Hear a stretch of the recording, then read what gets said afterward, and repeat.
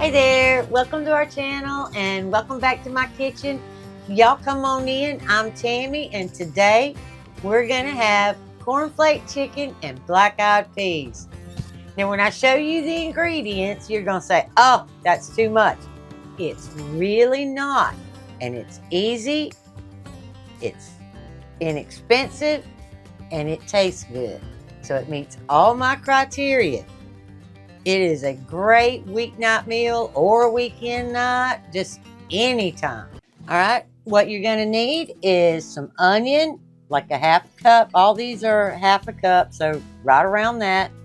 Onions, I have orange bells, red bells, and yellow bells. If you have green bells, that'll work too. A half of a cup of whole kernel corn, either frozen or from the can, doesn't matter. 3 cut up carrots, 1 can of black-eyed peas, 1 can of tomatoes, either diced or stewed, salt, pepper, red pepper flakes, a little thyme, and a little parsley, and a little olive oil. Goes a long way. And you're going to need some rice. You're going to need a cup of cooked rice. So if you have some leftover, great. If you don't, make you a pot. You only need 1 cup of cooked rice, which leaves the rest of the pot for some other dish tomorrow. And if you don't know how to make the perfect rice, Randy can leave a short down in the description thing down there, and you can go watch how to make perfect rice every single time. And so you're not confused, the chicken ingredients will be next. But right now we're going to get started with our black-eyed peas because they actually take a little longer than the chicken because I'm using chicken tenders today, and you know those cook up really fast in the oven. So we're going to do the black-eyed peas first. All right, the first thing we're going to do is get this eye on and get it on medium heat, which is right there. We're going to slide that pan on, or today I'm going to use my Dutch oven, but anything with a good heavy bottom on it is okay. It just needs to hold about 2 quarts, roundabout. Okay, my pan is nice and warm on the bottom, so I'm going to add just about, I don't know, a tablespoon of olive oil, about like that. And then we're just going to start loading veggies. So we got onions, got a half a cup, 3 different colored peppers, any colors that you like or have in your fridge, they'll work. Those in there, and our carrots. And that was about 3 regular sized carrots made the cup of carrots. And then we're just going to give that a stir and get that olive oil kind of all around on all of it. And then we're just going to let it sit and saute till my veggies are kind of soft.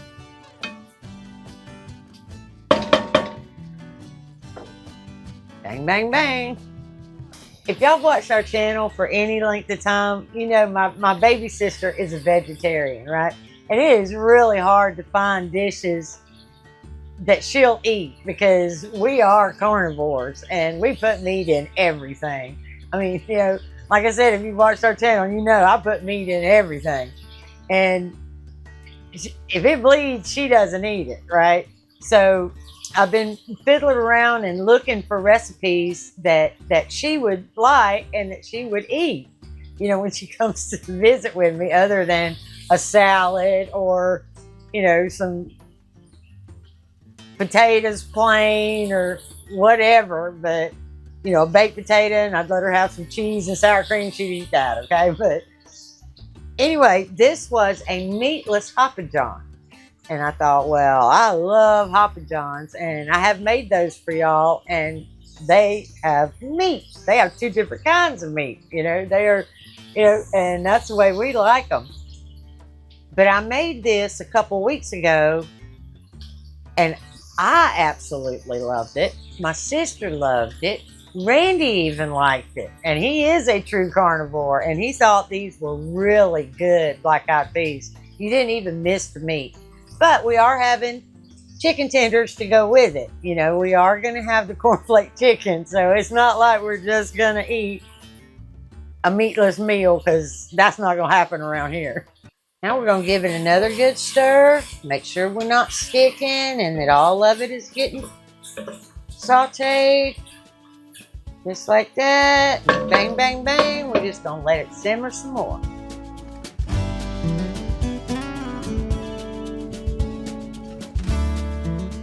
Alright, we're going to give it another little stir. Just every time it sizzles good, give it a little stir.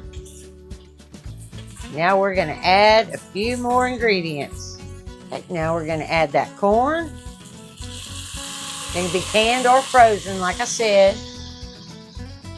Black-eyed peas. Make sure that you drain and rinse.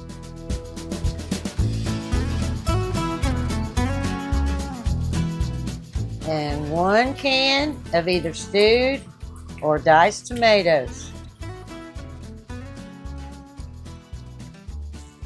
I'm going to put half a teaspoon of salt.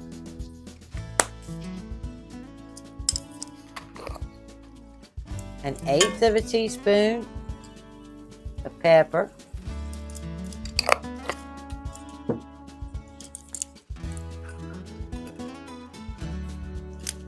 A nice big tablespoon of parsley.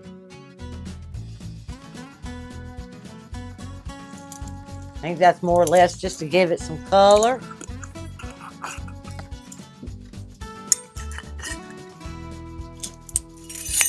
One teaspoon of thyme.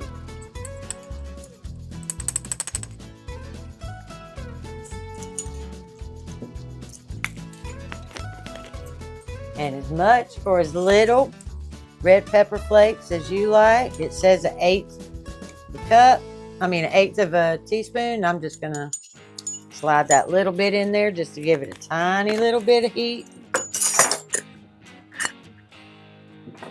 Gonna give all that a good stir.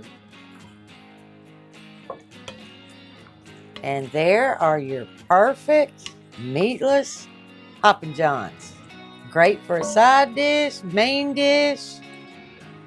Lots of protein. Okay, now we're gonna put it all the way down on a simmer. We're gonna put a lid on it and we're gonna get started on our cornflake chicken. Now to make your cornflake chicken, all you're gonna need is obviously some chicken. You can use anything.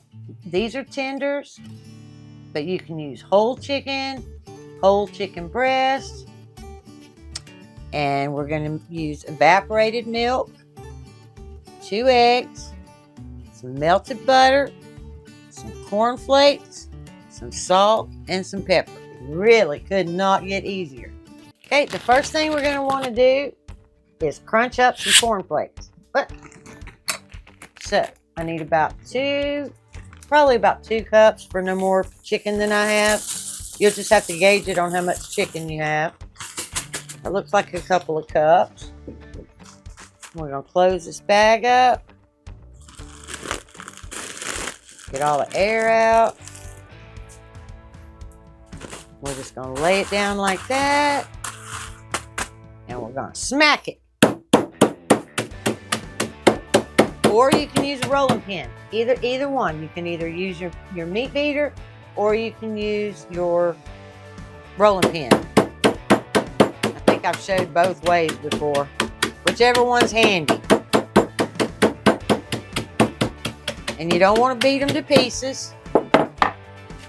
That's good enough right there. Just like that. You're not making fine crumbs. You're just breaking it up. Now, if you're as old as I am or older, then you remember that this recipe actually came on the cornflake box. You know, when you know, they always had some kind of little recipe on the side or the back of your cornflake box. And this was one of them. And it stuck around our house. It was like real tradition. This was so good. And Granny didn't mind buying cornflakes because back then they were cheap. You could get a big old box like this for $1. That made sense to her. But other cereal, we weren't getting that. Nope, nothing else. But we could have cornflakes.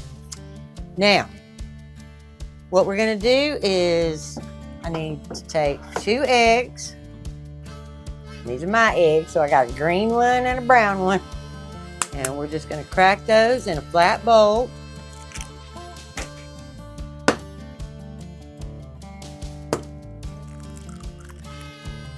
Just like that. And we're going to take about 1/4 of a cup, 1/4 to 1/2 of our evaporated milk. And we're just going to give that a good stir.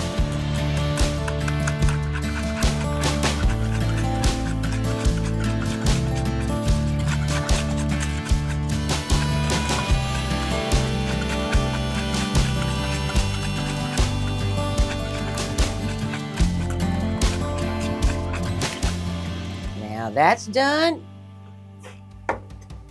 And we're just going to take and open our bag of cornflakes. Sit that right there. Well, actually, let's roll it down so it's not hard to get to. Then we're going to take our pan right here. If you're using a whole chicken, you need a 9x10, but I think this little 9x13, this little 8x10 is going to be fine for those chicken tenders. Okay, and I'm going to take a little bit of my butter. I'm just going to pour it on the bottom. Not very thick. Just enough so we don't have sticking issues. All right, and then we're going to take our chicken tender. And we're going to roll it in our egg mixture.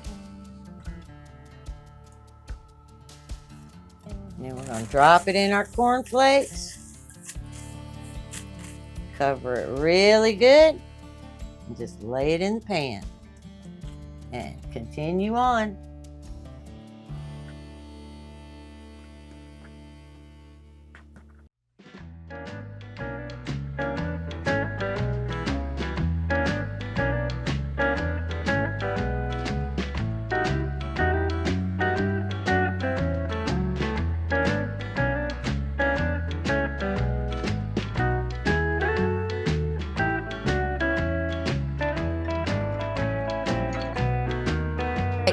Now the reason for the evaporated milk, you can absolutely, if you don't have evaporated milk, you can use whole milk, 2%, whatever you got in your fridge, that's fine.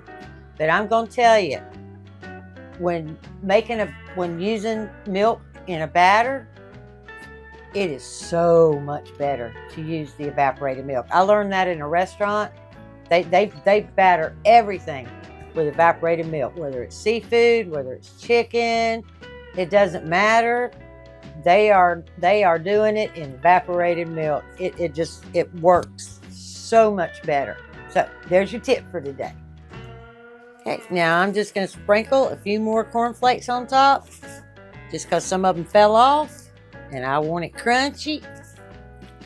So we're just going to put a little bit more on there. And then we're going to take that melted butter, and we're going to pour it. Just drizzle it. Don't get all crazy. Just drizzle you some butter across the top. Okay, 350 degrees. These are chicken tenders. I highly doubt they're going to take more than 25 minutes to cook. If you're using whole chicken, then, or whole chicken pieces, probably around an hour to get the juices to run clear. But I'm thinking 25 minutes on a chicken tender. So let's get it in there. That's 25 minutes. We're going to finish simmering, and dinner will come out at the same time. Okay, my 25 minutes is up on my chicken. I've been simmering for 25 minutes. So what we're going to do now is we're going to take that lid off, and we're going to add our 1 cup of rice. This is a 1/2 cup. So I need 2 of those. And we're going to stir that rice up in there and let it get warm. And we're going to take our chicken out of the oven. Put the lid back on. Let my rice heat up.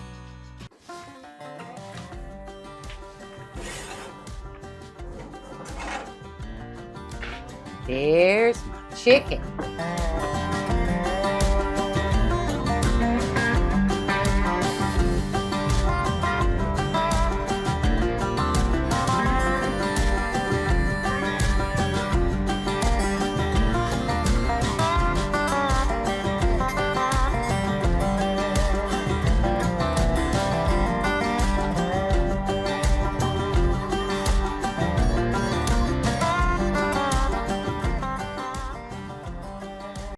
Taste test time.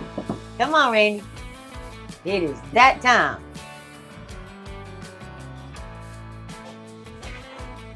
Yes, it is that time again. The taste test. Yes. Drum roll. It's hot. Is it hot? Hot.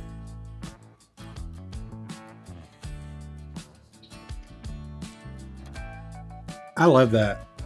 That's very good. Really good.